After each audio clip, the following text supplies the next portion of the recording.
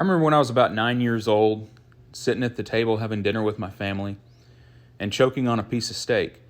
And I remember as soon as my parents realized I was in danger, they jumped up and they tried to help me.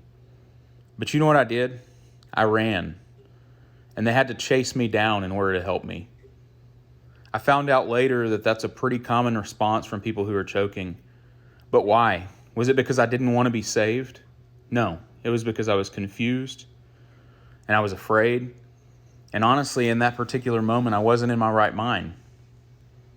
Really, none of us are fully in our right minds.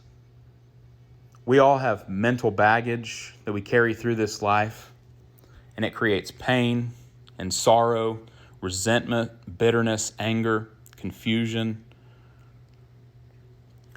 When I talk to people about the possibility that God could save all people, one of the things that people will say often is, God can't violate anyone's free will. Well, I don't think he'll have to. When we come into the presence of God, our minds will be finally healed. They'll be made whole. All of that mental baggage stripped away. All of the things that distracted us and confused us and created resentment and that prevented us from making the right choices in our life. They'll all be stripped away. And on top of that, we'll have full knowledge.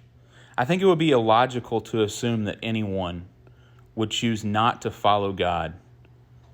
I think it's illogical to assume that anyone who was in their right mind and who had full knowledge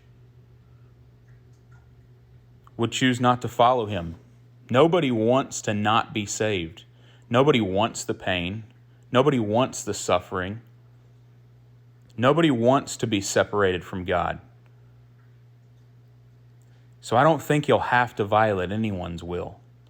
I think given a long enough timeline, everyone's will eventually align with the will of God, and he will be all in all.